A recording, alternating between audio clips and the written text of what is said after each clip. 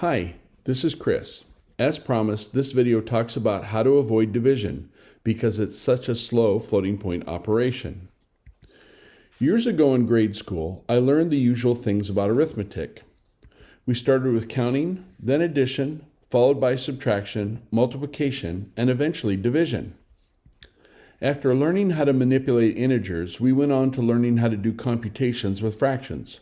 The pattern repeated itself. We learned about addition, subtraction, and multiplication. Then the day came when it was time to learn about dividing with fractions. I remember my initial thought.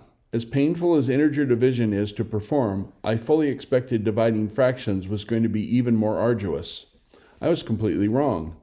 We were introduced to reciprocals, and it was explained that all we needed to do to divide fractions is multiply by the reciprocal of the divisor.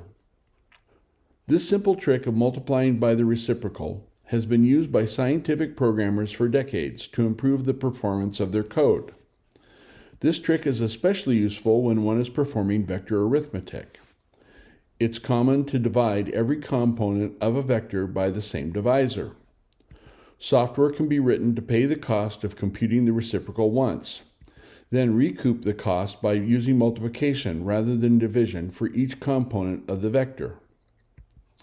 In the 1980s, the best-known supercomputers were designed by Seymour Cray and manufactured by the company he founded, Cray Research. Several years ago, Chris Fenton resurrected the Cray architecture by implementing a Cray computer on an FPGA development board. The comments for this video have a link to Mr. Fenton's blog post about his so-called computer necromancy. For me, one of the most interesting things about the blog post is that the Cray computers didn't have a divide instruction. To simulate division, the Cray computers had an instruction to compute the reciprocal of the divisor, and they multiplied the dividend by the reciprocal of the divisor to approximate the quotient. I say approximate because when multiplying by the reciprocal in place of dividing, the machine loses 1 or 2 bits of precision. Generally, this loss of precision wasn't a problem for Cray computers because they used a 64-bit single precision format and a 128-bit double precision format. That is, for Cray computers, the single precision format was more or less equivalent to the double precision format of most of the Cray computers' contemporary competition. The usual way to compute a reciprocal is to divide the divisor into 1. Now it sounds like we're back to where we started. How can we compute a reciprocal without performing a division? That's the topic of this video. In this video, we will compute the reciprocal without using division. To solve this problem requires knowledge of calculus. This is not a calculus tutorial. I'm going to assume you already know how to compute the derivative of a function. While taking calculus, I learned about a technique called Newton's method. Sometimes it's called the Newton-Raphson method. It's a method for finding roots of equations. That is, for a given function f of x, Newton's method is used to find the value of x, which makes f of x equal to 0. If you need a review of Newton's method, use the link which should be appearing on screen now. Also, a link to the video will be in the comments below. I'm going to start with some number d, which is my divisor. I want to find the value x such that x is the reciprocal of d. If x is the reciprocal of d, then it's also true that d is the reciprocal of x. We can define our function f of x to be 1 over x minus d. Newton's method is an iterative technique. That is, we make a guess for a value of x. We plug this value into the formula given by Newton's method, and in turn, Newton's method gives us a new, better approximation for the root of the equation. We continue this process until reaching the level of precision needed. For IEEE 754 binary 16 numbers, this means we continue iterating until we have computed the significand to at least 11 bits of precision. The formula for Newton's method is x sub I plus 1 is equal to x sub I minus the fraction f of x sub I over f prime of x sub I. This looks like we've jumped out of the frying pan and into the fire. We're trying to compute the reciprocal so we don't have to perform division, and Newton's method uses division. As Lenina Huxley might say, Answer your comm, John Spartan. Before proceeding, I want to rewrite f of x as x to the minus 1 power minus d. The derivative of f of x, also called f prime of x, is negative x to the negative 2 power. Now that we have expressions for f of x and f prime of x, we plug them into the formula for Newton's method and get x sub I plus 1 is equal to x sub I minus the fraction x sub I to the minus 1 power minus d over negative x sub I to the negative 2 power. We can bring the negative sign out of the denominator of the fraction, and the formula becomes x sub I plus 1 equals x sub I plus the fraction x sub I to the minus 1 power minus d over x sub I to the negative 2 power. Now I'm going to clean up the negative exponents by multiplying the numerator and the denominator of the fraction by x sub I squared. This yields the new version of the formula. X sub I plus 1 is equal to x sub I plus the fraction x sub I minus d times x sub I squared over 1. Since we now have a 1 in the denominator of the fraction, we can eliminate the fraction. Then combine terms to get x sub I plus 1 is equal to 2 times x sub I minus d times x sub I squared. Now what does this mean? On the right-hand side of the equation, we have the value x sub I. This is our current guess for the reciprocal of d. When we plug our current guess into the right side of the equation, it generates our improved approximation for the reciprocal of d, x sub I plus 1. As stated before, we repeat this process until we have a sufficiently accurate computation for the reciprocal of d. Note something more about this version of the formula. We no longer need division to perform the computation, only subtraction and multiplication. How do we get our initial guess x sub 0? For now, I'm plagiarizing the work done by Chris Fenton. In a subsequent video, I'll talk about how to compute an initial guess for Newton's method. While I can plagiarize his code for deriving the initial guess x sub 0, I can't simply copy his Verilog code to compute the next guess for the reciprocal. This is because the Cray format for floating point numbers isn't compatible with the IEEE binary floating point formats. Also, Cray's architecture uses vector registers, and that's a topic I'm not yet ready to address. The next step in writing Verilog code to implement Newton's method is to apply the distributive property of multiplication. After getting our initial guess x sub 0, we multiply d by x sub 0, subtract the product from 2, then multiply the difference by x sub 0. This gives us our second approximation for the reciprocal of d, x sub 1. The cost of each iteration is 2 multiplies and a subtraction. Chris Fenton claims that his Verilog implementation of the Cray instruction set is cycle accurate. His code uses 13 clock cycles to compute the reciprocal. Of course, after computing the reciprocal, we're not done yet. We still have the cost of performing multiplication. On a Cray, this takes an additional 7 clock cycles for a total of 20 cycles. Using my algorithm from the previous video, it would take 52 clock cycles to perform a division using the Cray format.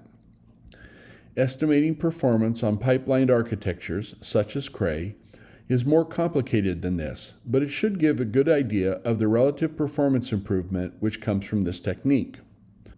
Also, for programming linear algebra equations, something Crays were used for extensively, remember that it's common to need to divide multiple values by the same divisor. In such cases, we only need to pay the cost of computing the reciprocal once. Rather than jumping straight to the Verilog code, I'd like to demonstrate Newton's method using code written in C++. I implemented my own binary 16 data type in C++, complete with operator overloading. The current version of the code is available at GitHub. The code has 2 parts, a class which implements a subset of the arithmetic operations for the IEEE 754 binary 16 data type, and a program which uses the binary 16 data type to compute the reciprocal of the divisor. The code is not production quality code. It's all a quick and dirty hack to demonstrate the operation of Newton's method for finding the root of an equation. This C++ code serves a second purpose. When designing the various components of an FPU, it's useful to model the behavior of the operations to work out the logic. In this case, I'm using C++, but in many cases, I've been using the Python scripting language. I hope this video encourages you to leverage a variety of tools which would be of assistance when designing circuits in Verilog. This loop is the heart of the code. I want to start with the line which declares and initializes the divisor D. I called my IEEE 754 binary 16 data type HP. As you probably realized, I used HP as an abbreviation for half precision. The constructor used in this line takes a 16-bit integer I and uses it as the bit pattern for the binary 16 value D. If you look at the line above, you'll see that the first time through the loop, I is initialized to the hexadecimal value 0400. Decoding this bit pattern as a binary 16 value, we get the value 1 times 2 to the minus 14th power. This is the smallest normal number for the binary 16 type. The next line declares and initializes the variable x0 using a function to generate our initial guess for the reciprocal of D. The code in this function was plagiarized from, inspired by the Verilog module of the same name written by Chris Fenton for his FPGA Cray project. For now, the details of this function aren't important. If you're interested, you can download and examine the code from the GitHub repository. In the next line, the code declares the variable x1 and uses Newton's method to generate a new, better approximation for the reciprocal of D. The following three lines declare and initialize variables to hold the next three iterations of Newton's method. If we're using a good approximation for x0, we shouldn't need 4 iterations to compute the reciprocal, which leads to the question, why perform 4 iterations? Floating point numbers only approximate the real numbers. Each floating point number has limited precision. This leads to numerical instabilities. The if statement compensates for these instabilities by comparing the 4th iteration to both the 2nd and 3rd iterations. The following should help explain why. The first line shows the value of D for which we're trying to compute the reciprocal. Pay particular attention to the second line. You'll see that the 2nd and 4th values are identical. Likewise, the 3rd and 5th values are identical. The third line is the product of D and its various approximate reciprocals on the second line. This illustrates that because of the limited precision of the binary 16 format, that the algorithm never locks into a single value for the reciprocal of D. Instead, it oscillates between two values, one larger and the other one smaller than the actual reciprocal of D. This is why the if statement can't simply compare the results of the last 2 iterations to confirm convergence. Let's look a little deeper. If we look at the bits for the binary 16 value, 12,896, we'll see that they are the hexadecimal value 724C. The bits to form the decimal value 12,912 is the hexadecimal value 724E. In both cases, the least significant bit of the significand is 0. This means there's one more binary 16 value between the decimal values 12,896 and 12,912. The hexadecimal value is 724D. That is the decimal value 12,904. Since 12,896 is smaller than the reciprocal, and 12,912 is larger than the reciprocal, it's possible that 12,904 might be a better approximation for the reciprocal. This turns out to be the case. We can see from the third line of output that when we multiply the number D by 12,896, the product is 0.999023. And the product of D times 12,912 is the decimal value 1.00098. If we multiply D by 12,904, The product is close enough that the result rounds to 1. I'll examine this in more detail in a subsequent video. This code, plus the C++ class to implement the IEEE 754 binary 16 data type, is a workable software solution for approximating the reciprocal of a number, though it is somewhat less accurate than it should be. In previous videos, I've shown you how to implement circuits to perform binary 16 subtraction and multiplication. At this point, you might conclude that the path forward would be to create a module which uses the existing floating point subtraction and multiplication circuits to compute the reciprocal. This would work, but it wastes a lot of gates, and for the binary 16 case, it's probably just as slow as, if not slower than, the division circuit would be. Even if we calculated the reciprocal perfectly, multiplying by the reciprocal loses 1 or 2 bits of precision compared to division. Using a known inaccurate reciprocal is going to cause an even greater loss of precision. Normally, this is where I would present my Verilog solution. Instead, as an exercise, I would encourage you to implement your own Verilog module which calculates the reciprocal using fixed point arithmetic. A link to a tutorial on fixed point arithmetic should be appearing on your screen now.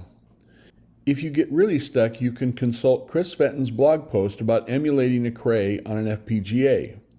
The link for a tutorial on fixed point arithmetic and the link to Mr. Fenton's blog post will be in the comment section for this video. The next video will continue the process of working out the details for how to implement a circuit to compute the reciprocal of a floating point number. The comments section gives the location of the GitHub repository for the code described in this video. Please share this video with friends and colleagues who might have an interest in this series. Questions and comments are welcome in the comments section. If you found this video useful, please click like below. While you're at it, subscribe to the channel, then click the bell to be notified when new videos are available. Thanks!